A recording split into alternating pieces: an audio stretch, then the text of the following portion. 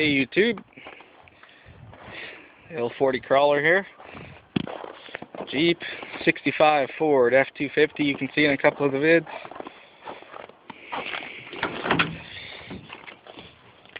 Rust. This is for you, pisser. This was a Prince George, BC truck. I wouldn't want to take a oh look, that's insulation right there. I wouldn't want to take a hammer to this sucker. The box is good, but the cab, doors are good. Needs fenders, inner fenders.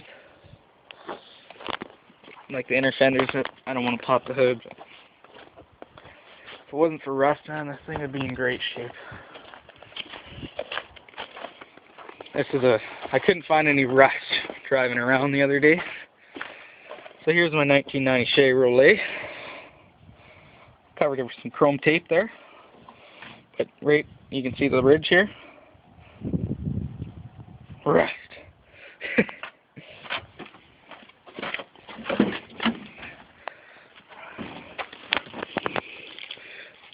Rocker panel. Cab corner.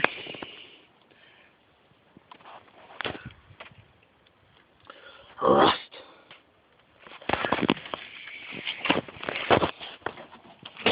Door's good. Rust.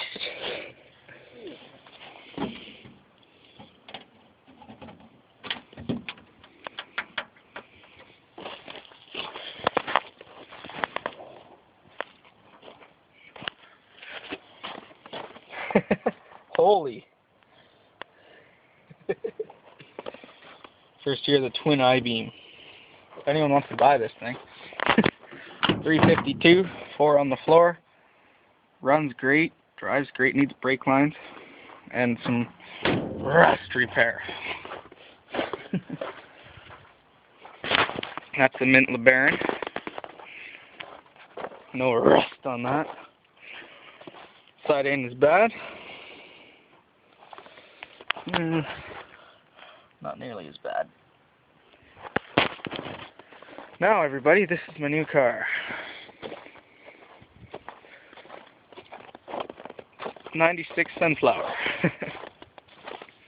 And it has a little bit of rust. Typical spots. I had it on the hoist though, and there's no rust underneath. An undercarriage or nothing. It's just there. Pisser, how many of these have you done? No rust here, which is weird. Doors are okay. It's been keyed.